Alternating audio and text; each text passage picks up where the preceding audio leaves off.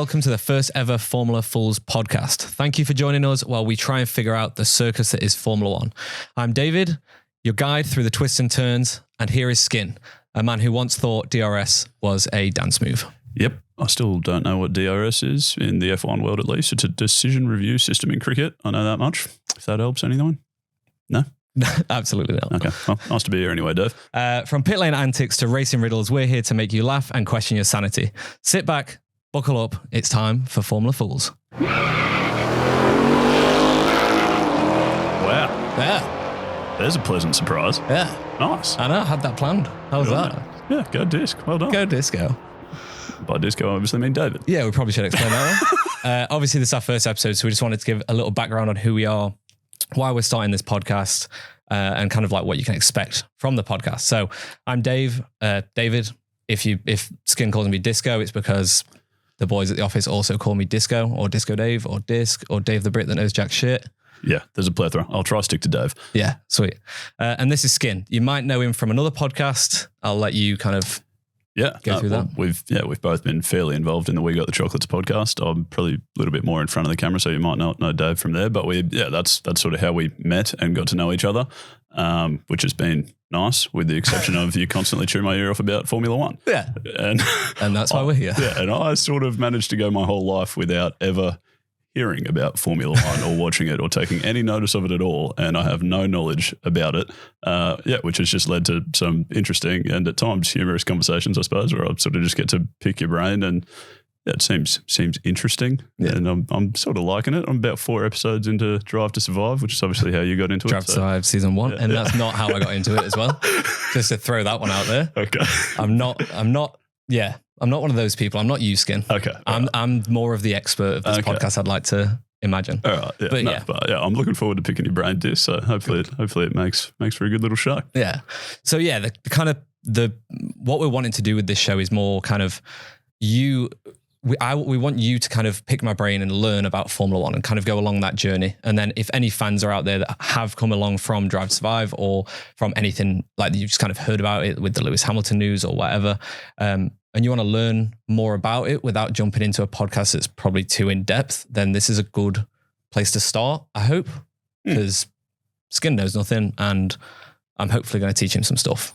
Yeah, no, for sure. That's the plan. So let's give it a crack. I guess the extent of my knowledge so far is what I watched the Vegas race with you not that long ago. Yeah. That was fine. November. Nice. And then you forced me into watching that Ferrari movie as well. That was very educational. And by force, you mean you really wanted to go. Yeah. Like you were messaging me, Disc, when are we going? And I was like, yeah, we're going tomorrow. And you're like, sick, can't wait. Yeah, exactly. That's how I remember it. So thank you for that experience, mate. That was great. But I guess, well, to start off with, what the heck is Formula One, and what, like, outside of car racing? I've gathered that much. Yep. And why should anyone care about it? Why do you like it so much, I guess? Formula One, from like a real basic point of view, is it's the fastest form of motorsport in the world. There are people that will be like, oh, IndyCar can go so much faster, like on a high speed and straight line. Yeah. But just over a lap time, it's faster with the amount of downforce that Formula One cars produce nowadays. But kind of like a real basic concept is comparing it to things like supercars, where they're in just kind of like normal looking cars with roofs and windscreens and everything. Yeah. Formula One is open wheel, open cockpit racing, where there are like a set of guidelines where each team has to create a fresh car every year. A lot of the stuff will follow on from the previous year, depending on rule changes. But they've got to create a car within these guidelines to compete against each other. There are guidelines on specifically how the car looks, what engine size goes in it, and all of these different aspects, which we will explore on the pod. But yeah, that's kind of the basic thing of what Formula One is. Mm-hmm. And then how is it run as a sport is kind of, there are 2 championships. There's the Constructors' Championship, which is all the teams. So each team has 2 drivers, and if both drivers score points, then points go towards the Constructors' Championship, and then that is all the 10 teams together. Okay. And then there's also the Drivers' Championship, which is then individuals, like the individual drivers. So like Lewis Hamilton, Charles Leclerc. Right. Okay. So the drivers are trying to win the championship at the same time as teams are trying to win the championship. Yeah, exactly. Yeah. Right. Yeah. Okay. And what happens if you win either of those championships? you're the champion. Yeah. You get prize money and things like that. Yeah, there's prize money. There's a kind of like a big award ceremony that they do at the end of each season, and the team gets kind of a constructors championship trophy, and the driver will get a drivers championship trophy, and all that. But it's just the accolade of just winning the Formula One championship is the main thing that people are going for. All right. Same as like the Ashes, to put it into your terms. Oh yeah. Like, what's the Ashes all about? Like, what do you win if you win the Ashes? You won the Ashes. Yeah. I see. Okay. All right. No, very fair. And so how did you get into it? And how did you, like, what? Knowing you now, you seem so obsessed with it, and you talk to me about it 24/7. How did that all start? If not Drive to Survive? Definitely long before Drive to Survive. I don't really know. It was just my dad always watched motorsport growing up. Like some of my earliest memories were being at just random tracks in the UK and just kind of like watching like the British touring cars and the European rally or the British rally or whatever, and just like, just everything in our lives was just cars. My dad's also a mechanic, so that makes a lot of sense to why he likes cars. Right. But yeah, I don't know. We're just like, when we were kids, it was the only thing we used to watch. We never watched football or soccer or any of that. It was just motor racing, as much motor racing as we could get. And obviously the pinnacle of that was Formula One. Yeah. And like, I was growing up when I was a kid, it was like such a good era, because it was like, Jacques Villeneuve, like Michael Schumacher, like all these amazing drivers were in Formula One in the late 90s, early 2000s. And it was just like, you would just watch it and it'd just be like the most intense rivalries that were happening. And it was great. Okay. So like, I just got real interested in it. Okay, right. And then, so you've been interested in it for ages. And so how much do you know? Like, would you call yourself an expert? Like, how do you rate your sort of knowledge? Because we take the piss out of you a bit on our other podcast. We got the chocolates call you Dave the Brit that knows jack shit. But I guess you actually do know something about this topic. Yeah, I think, to be honest, Formula One has stunted my general knowledge, because anytime we do a pub quiz, I get, if there's a Formula One question, I'm all over it. I get it right. Like, I'm the guy, which doesn't happen often, especially in Australia. But no, like, yeah, I don't know. I'm pretty good, but then there is so many people that will probably comment on this video saying, this guy knows nothing. Okay. But I can get around it. Like, I'll teach you a few bits. Okay. And yeah, I'm all right. I'm keen to learn disc, but I mean, looking from the outside, like, I don't know. It seems like such a strange sport, I suppose, because I've never watched it. But I mean, the main thing that I noticed from the outside is just how expensive everything looks. Like, these cars must cost millions of dollars. Yeah. And I don't know how much money it would cost to, like, they pack up these racetracks and take them around the world every week. It just seems like they don't take the racetracks around the world, Skin. Sorry. The cars, like this whole sort of circus. It just seems so expensive. Where the heck does all this money come from? They're just massive sponsors and what? Yeah. Honestly, I don't even it genuinely baffles me that people still like put money into it, because not many companies that will sponsor a team are going to make money from that sponsorship. Right. I think it's genuinely just an ego thing. And back in the day, like, that's probably what it was. People, like, when Formula One first began, it was just people going to building cars in the garages to just compete. And before it was an official championship, it was just people turn up to random airfields and racetracks and stuff and just racing their cars that they built in the garage kind of thing. And yeah, like, that's just motorsport in general. Everyone would just love engineering and driving fast. And then eventually it just kind of rolled into motorsport being a thing. But even back then, people were just genuinely just losing money, left, right, and center. Like, I mean, you saw the Ferrari film, Enzo was pretty much bankrupt at the end of that film. Sorry about the spoilers for everyone. Like, he was pretty much like done at the end of that film, and yet still today it's probably the most prestigious car brand on the planet. Yeah. And yet they were in financial difficulty because motorsport was killing them. Sports car racing and Formula One racing was just destroying them. Yeah, but it looked like he was selling road cars, making Ferraris, selling road cars to fund his F1 racing or whatever racing he was into in that movie. That was a sports car. So that was like endurance sports car racing. Okay. Things like that. Right. So I assume that was the business model for a lot of people back then. But what the heck happens now? You've got that's like the Red thing. Bull has a racing team to sell more beverages, I assume. Or when Red Bull first came into the sport as well, they were kind of laughed at because that exactly what you said. It used to be like, if you made road cars, you would enter into motor racing, mainly sports car racing, to be able to put them road cars into a race, win that race, like the 24-hour Le Mans or, whatever, to prove that your car was the best car. And then you would sell more cars. Right. Okay. If you watch like Ford versus Ferrari, it's the exact same concept. Ford were on their arse like Cadillac or Chrysler or someone was just hammering them. And so they decided to go racing at Le Mans, and that they sold like significantly more cars because of winning Le Mans like 3 years in a row or something. And yeah, that was the old business model. And I suppose to an extent is still the business model, because there's, you've got like McLaren, Mercedes, Alfa Romeo, who just left the sport, but like you've got all of these teams that also make road cars. Like they do it because competing at that high level is going to sell things. Yeah. So Red Bull were kind of, when they came into the sport, they were laughed at. They were kind of a bit of a joke in the paddock, and like people didn't get around it. But when you look at how much money Red Bull make from all of the other sports that they do, like, the downhill, have you seen like the downhill racing and stuff where people like make their own little like cars and flying shit and all that? Like they make so much money from not advertising the energy drink. They make so much money by investing it into sports and extreme sports and like all this other stupid stuff. So they just copy and pasted that business model into F1, but went like to a real big extreme, and it paid off for them because they were pretty successful in Formula One.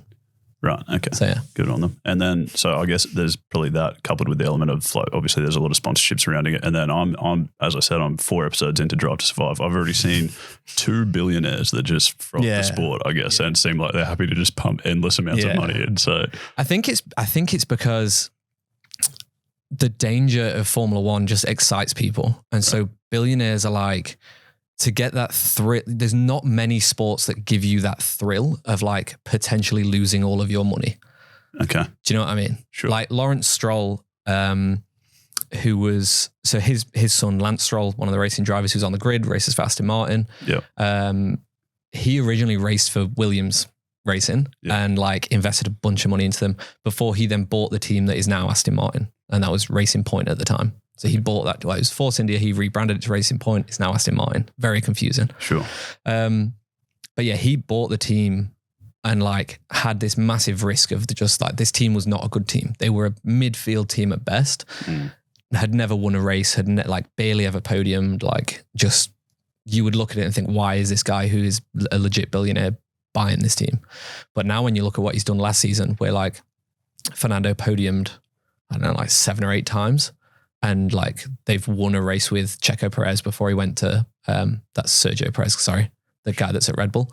His nickname's Checo. Gotcha. Yeah. Right, yeah. But yeah, like they've won races with him and stuff. So like you kind of look at it as like that investment has now paid off for Lawrence Stroll because Aston Martin are on board. He doesn't have to put his money into it.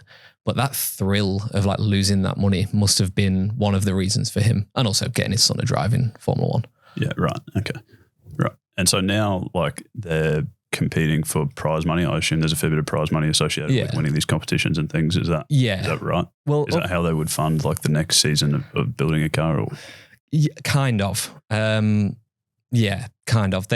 So the prize money involved, I've got it listed out on a little document. So the prize money involved is if you finish in first place, it's $140 million. I think that's US dollars estimated. And then it kind of goes down from there. Last place, you only get like $60 million. So from the top position to the last position is huge. Right. Okay. So you're coming last place and still walking away with $60 million. Yeah. But what you've got to think is the budget cap each year is like 135 million is the budget cap. Right. The reason we brought the budget cap in a few years back is because teams like Mercedes, Red Bull, Ferrari were probably spending like $1 billion to go racing every year. And teams like Williams, McLaren, Force India, Aston Martin could not afford that. Like they couldn't get to that level of funding because they just weren't bringing in the sponsorships. They didn't have the backing that from a big brand like Mercedes or Red Bull or Ferrari. So they had to bring the budget cap in. But to even enter in the first place, the teams have to pay to enter. Right. Okay. And that depends on like what you did the previous season. Okay. So if you want to enter Formula One, this is an estimate from 2023 season into this year. Red Bull, because they scored 860 points, they're going to have to pay around 11.3 million to enter their cars. The drivers will also have to buy their super license. So I think Max's super license is like over $1 million US dollars or euros or something. Right. Okay. So, and that's just to get to to be able to go to racing. Right. Wait, and so the price of that goes up if you earn more points than the previous year. Yeah. So you get penalised for being good. For being good, yeah. Okay. It's to level the playing field. Okay. So those teams like Williams, Haas actually, who finished 10th, their entry fee for this year, because they only scored 12 points, is only 1.12 million. Okay. Gotcha. But their prize money was still 60. Okay. So they're looking at 58 to $59 million of a bonus, whereas Red Bull's still getting more because there's significantly more prize money. But sure, yeah. Okay. And then the other thing I've noticed watching those couple episodes of Drive to Survive, and even the race that I watched with you in Vegas, is we didn't go to. You make it that. That sounded like we went to Vegas to watch it. We were in Dave's living room, just to clarify. But everyone seems to get fairly what's an exciting finish? You see these Drive to Survive episodes, they make a whole story out of people competing for 7th and 8th place. Do you care about that, or is the podium is what you want? For the most part, you don't care about who wins the race, especially last season. Right. Last season, Max dominated and won most of the races. Red Bull won all but one race last year. Oh. So no one cared. You knew that Red Bull were going to win pretty much every week. Yeah, that one race that Ferrari won, that was exciting because Red Bull didn't. But pretty much you're kind of just cheering for other teams to just do good. Yeah.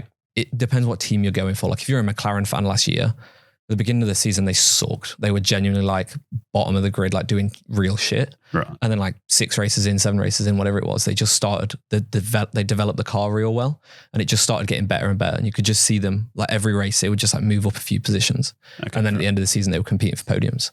So you're genuinely just, I kind of feel like most F1 fans are just cheering for the underdog every single week, depending on who the underdog is that week. All right.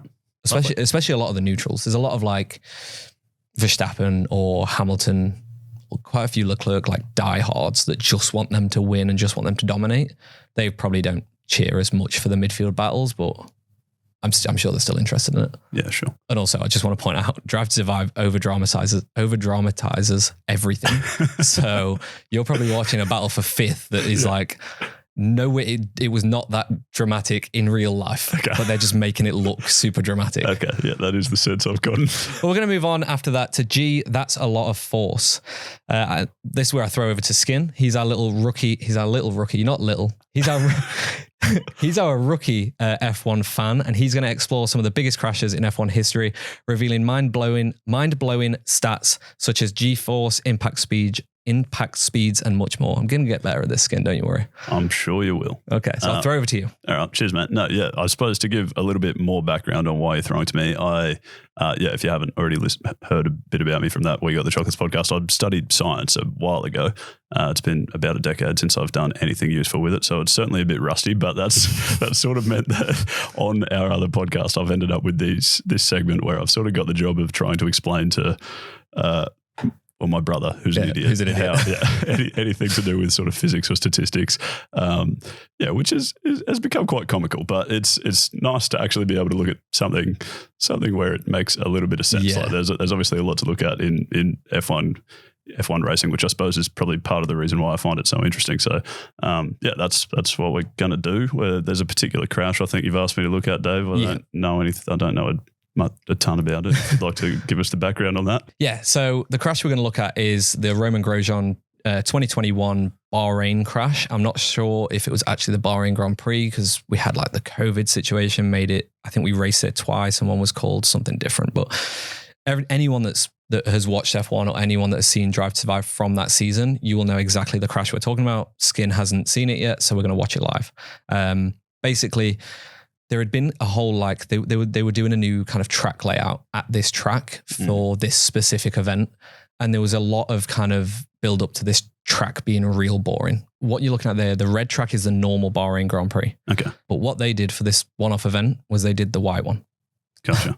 Which everyone looking at that was like, this is going to be shit. And then literally on lap 1, this crash happened. On lap 1? Yeah, pretty sure it was lap 1. Wow. Yeah, okay.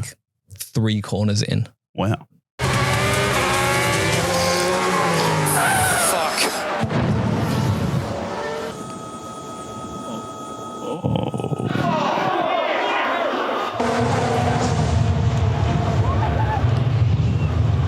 Oh So just to give you some context here, Skin, what you're looking at there is the back of his car. Yes. So where it is split, and the reason why we have so much fire is the very front of that bit of the car is where the fuel tank sits. Right. Okay. So where he's gone into the barrier, you can kind of see like where the dent of the barrier is there. Yeah. He has gone underneath, and then it has ripped the fuel tank off the back, which is why it burst into flames instantly, because the fuel just started spraying out. Yeah. Okay. So Romain Grosjean is currently sitting inside of this fire. Okay. So all the front of his car is inside of that. Okay. So there is still a front of the car in there somewhere. Yeah, but it's also where you can see this bit of the barrier going up. That's over the top of his like head. Right. So he's a bit stuck, because if you like look at the McLaren, there's a Lego McLaren, by the way, behind us, if we keep referring to this. If you look at the McLaren, there's kind of the halo device around the top of where the driver sits. Yeah. Now imagine a big metal bar where the barrier is just going on top of that. Right. Okay. So that makes it pretty difficult to get out. Yes. Okay.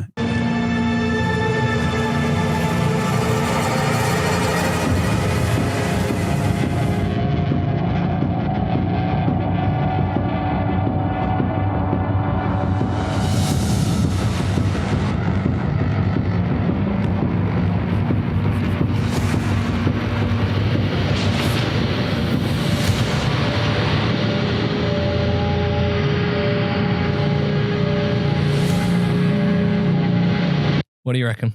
That is crazy. That's mad, isn't it? Yeah. There is so much fire there. Yeah. Wow. Okay.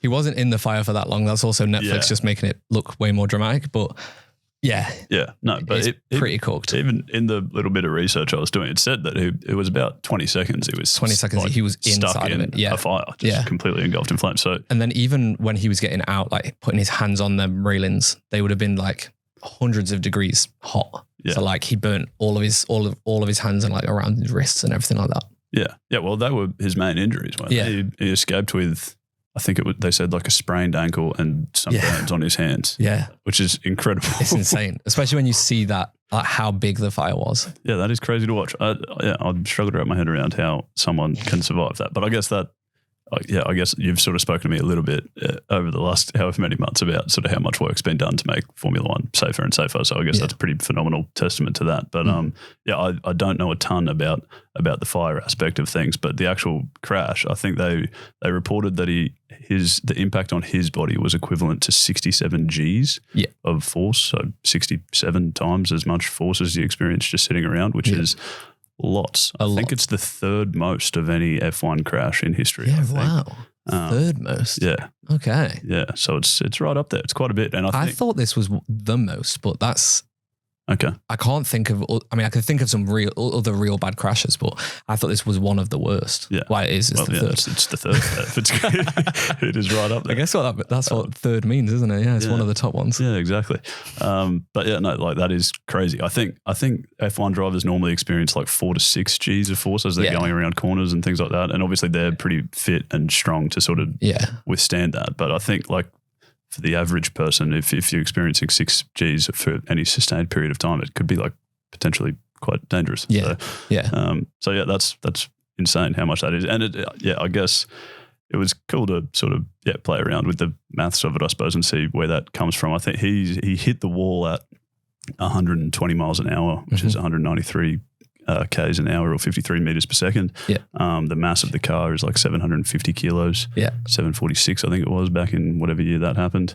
2021. Nice. Okay. Yeah. So yeah, you can sort of calculate his momentum would have been 40,000 kilogram meters per second. That's mass times velocity. And then you've got, which I don't know, again, if you've listened to any We Got the Chocolates, you've got Newton's the second law, which it's come up a few times recently. Yes, which Lee always takes the piss out of me for knowing for some reason, as if that's particularly special. But it's pretty impressive. But yeah, it's generally written as F4C because mass times acceleration, but it can also be the change in momentum over the change in time. So you can sort of, if you estimate how long the crash took, how long it took for him to come to a standstill, it's probably like less than a second, I suppose, which works out to 46,000 newtons, which is at his body weight, around 67 Gs. So shit, it's a lot. Yeah, it's a big crash. So that was a huge crash, and I guess that, again, I don't know tons about how F1 cars have been designed over the years. You can probably tell me more about that, but I assume you've got to have a fair bit of a crumple zone in there to sort of try and lessen that, I suppose. And that would explain why so much of the car is just shattered everywhere and ripped in half. Some of the things that are on the car, like you've just asked about, like a crumple zone. So the front wing of every car, or like the nose of the car. So you've got kind of the wing that goes out the top end of it. The nose is the thing that runs down the very center of the car. The very front of that has to be like pure carbon fiber, like solid carbon fiber that goes crash tested and goes through all these different safety tests with the FIA to make sure that it can withstand certain levels of impact. That's just to protect your legs. There's been so many crashes in the history, like people just going nose into barriers or nose into other cars, and people have lost their legs. And some of these are like as recent as like, I think like 2014, 2015, a young British kid racing a junior formula, hit the back of a car, double leg amputation. Still races and still does some stuff today, but yeah, it was an insane crash. And so that's why Formula One has these safety features.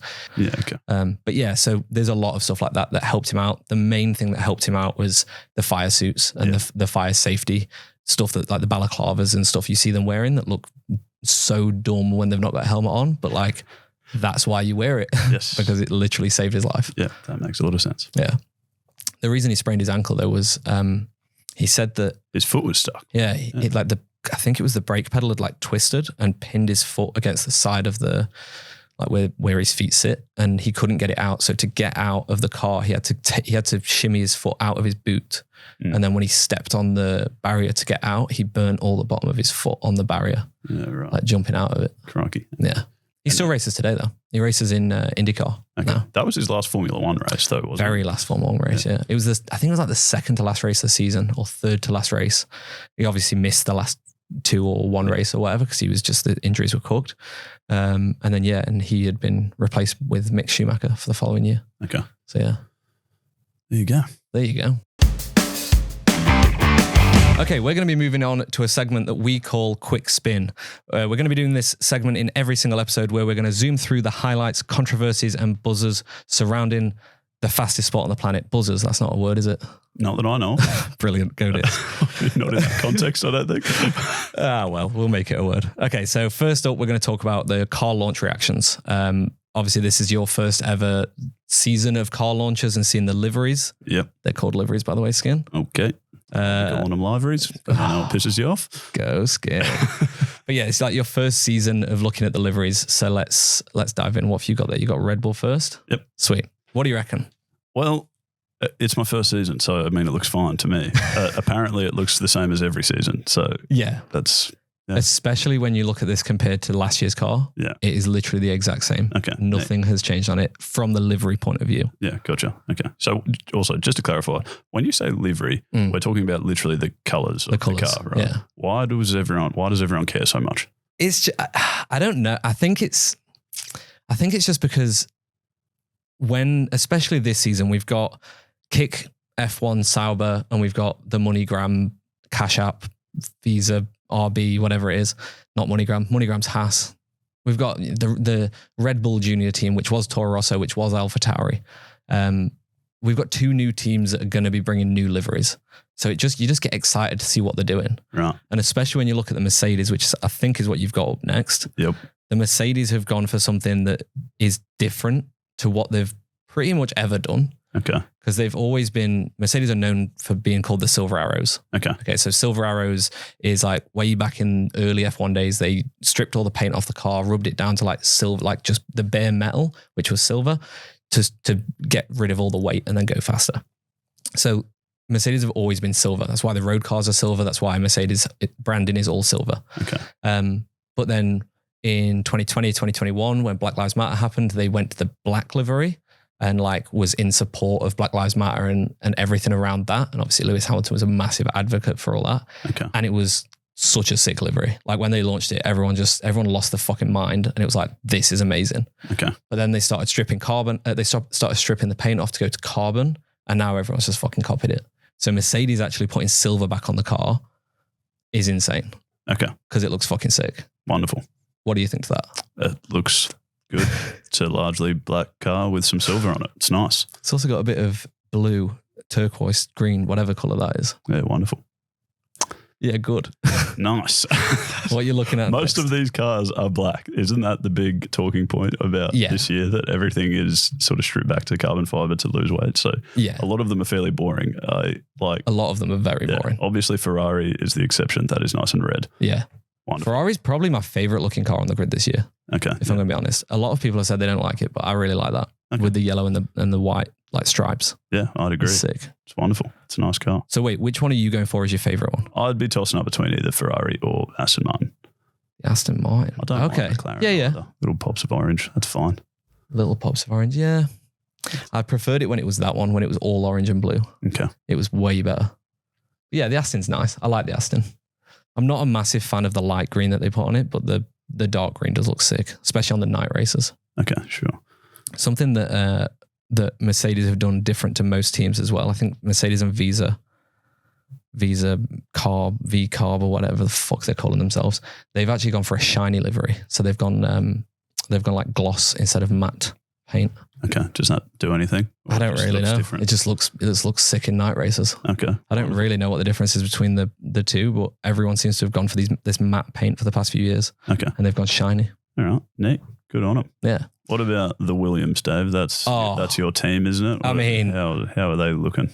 If it didn't have My Protein and Komatsu on the side of it in massive fucking bold letters, then that would probably be the best livery. Obviously, they need to make money and they need to pay to go racing, but yeah, I think that's the only thing that distracts me is them two massive fucking sponsors on the side. But apart from that, I really like it. I like the Duracell on the top.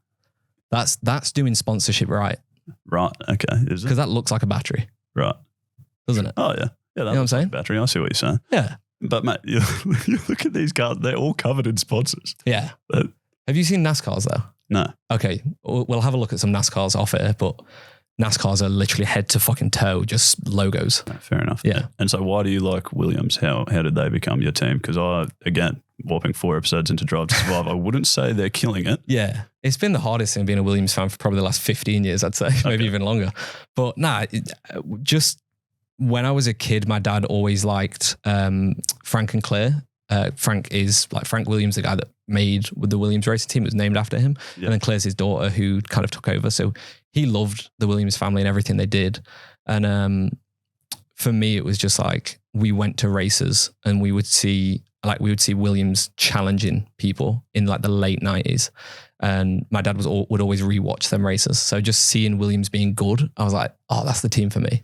But then also Damon Hill won in 96 with Williams. I was born in 96. So British driver, British team, my year of birth. Okay. Gotcha. It's been a tough time recently. It's been a very fucking tough time. Probably for minimum of 10 years, probably 15. All right. We're real low funded. We were the last like family owned team still on the grid. Okay. So we only just sold, the family only just sold it to like American investors recently. And who would you recommend I follow? I'm obviously looking for a bandwagon to jump on. I need some team to support, I assume, if I'm gonna follow along with the sport. So who should I be looking at? Probably not Williams if they suck. Probably not Williams. It's a very tough ride being a Williams fan. Someone like a Mercedes or Ferrari kind of option. Is that how it fits? Please don't say Mercedes. Okay. I'm not a massive Mercedes fan, not a massive Lewis Hamilton fan. So either of them two teams sucks because Lewis is going to Ferrari next year.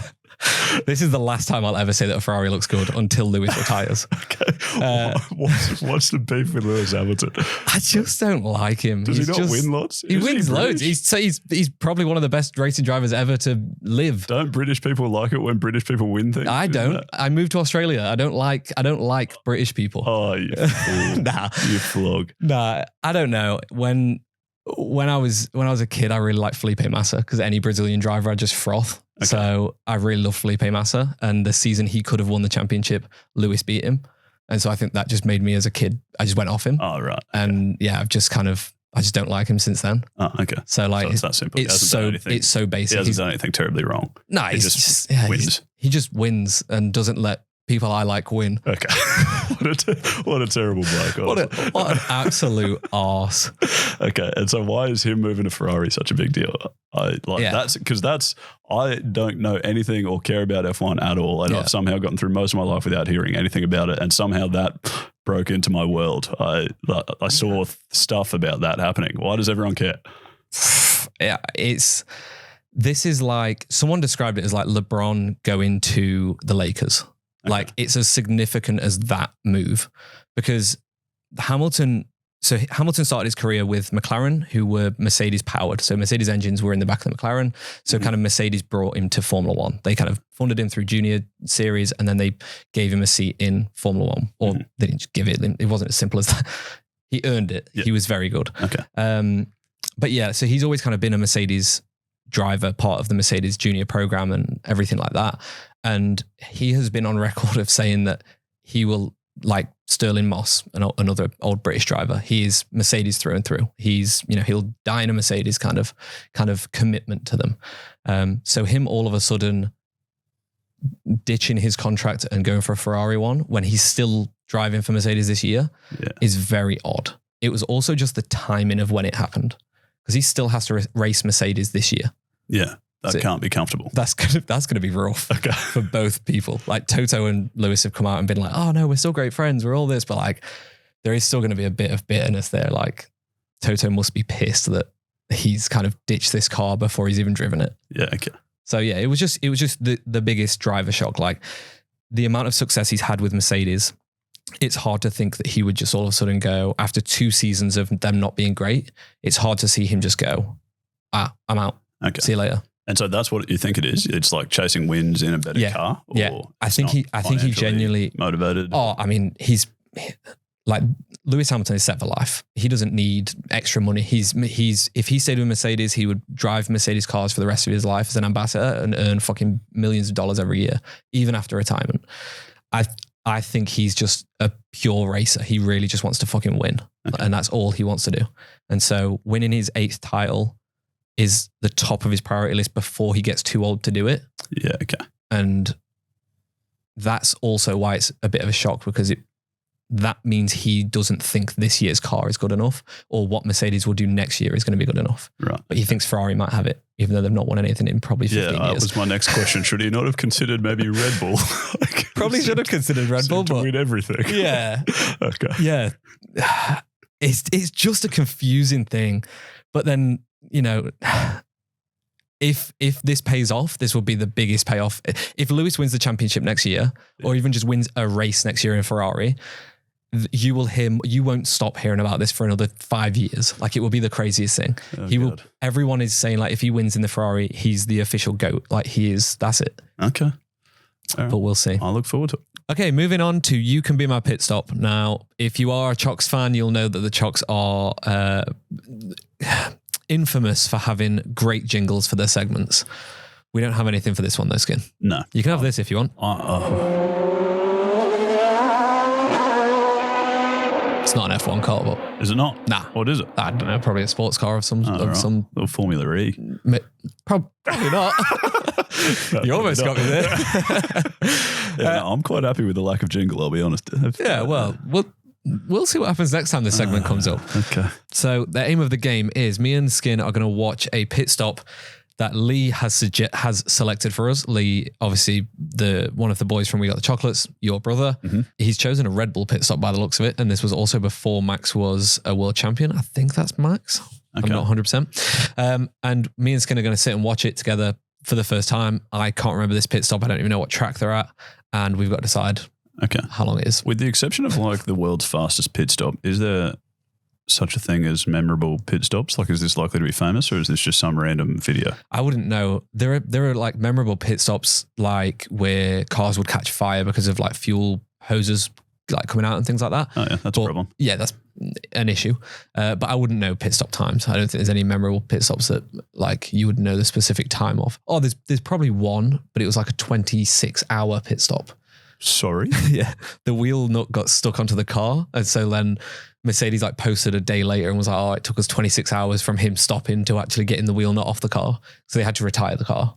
Goodness me. Yeah, okay. It was cooked. But yeah, that's like one of probably the most famous one that people would know. But can't wait to play this game with that one. Yeah, that'll be a long episode. Just sit here and watch that. Exactly. Okay, right. So here's the pit stop. I'm really hoping that Lee has removed the timer as well.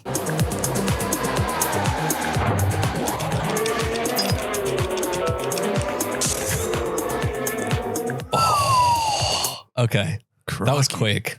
That was quite quick. Yeah. Can I have that again? I'm sorry. Yeah, I was thinking I paid enough attention. Okay, you ready?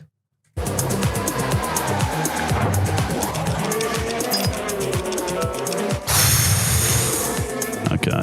That's fast. I also don't know if I know enough about pit stops. Like, when does the timer start? It starts when the car is stationary. So like when you would see the front jack man, you see how he's like there? When he gives it a yank. When he's kind of, because that's when the car is most likely stopping on its marks. Okay. I don't like officially know, but I'm sure that's like when it begins. Okay.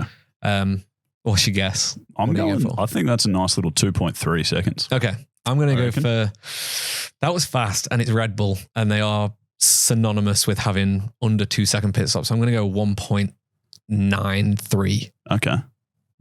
What do you mean? They often have under 2 second pit stops. Not like often, but like certainly back in this era, they would do around the 2 second mark, maybe break the 2 second mark every so often. Wow. Okay. Yeah. All right. Cool. They held the world record for ages before McLaren beat them. Okay. McLaren only just recently did that? Is that right? Yeah, last season, like I think it was 1.83 or something, and they beat them by like 1,000th of a second or something real close like that. There you go. All right. Well, have you got an answer for us? Is it 2.3? Here we go.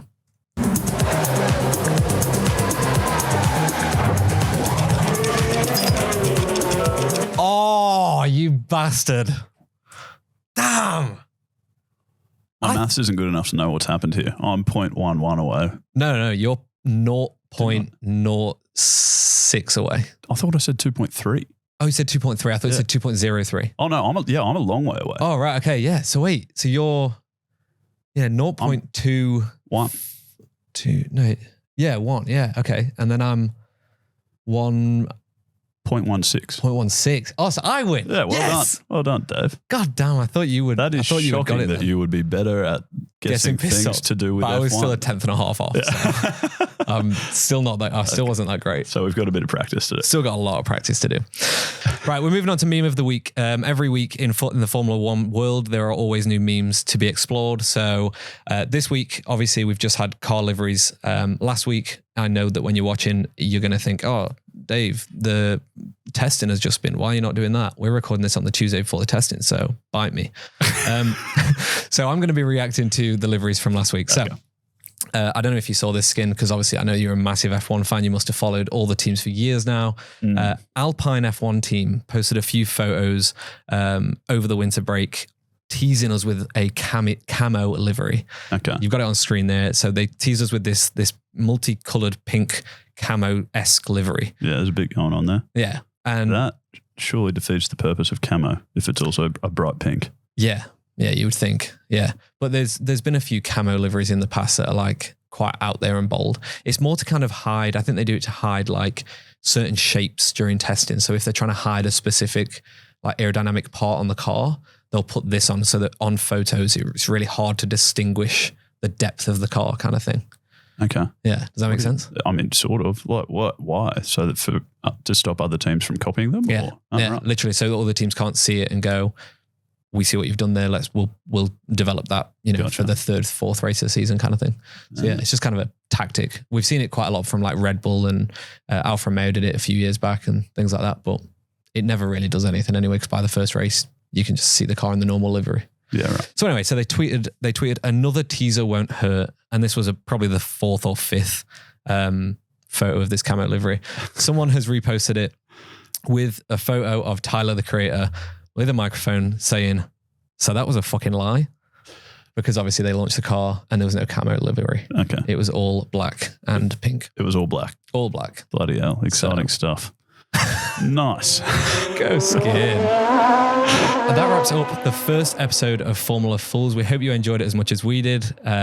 We've obviously got a long way to go. Like, we rambled quite a lot in this episode. We will get better as we go along, I promise. But yeah, it's been great. You can follow us on all of our socials. Our social media handle is Formula_Fools on everything apart from Twitter/X. I've not made that yet, but hopefully by Friday it'll be on there. So have a search, and if it's there, then I've made it. Well if not, I need to get my finger out. So thank you for joining us. We can't wait to catch up with you next week and to explore everything that happened during the preseason testing and to kind of give our predictions of what is going to happen in the first race at Bahrain. See you in a bit.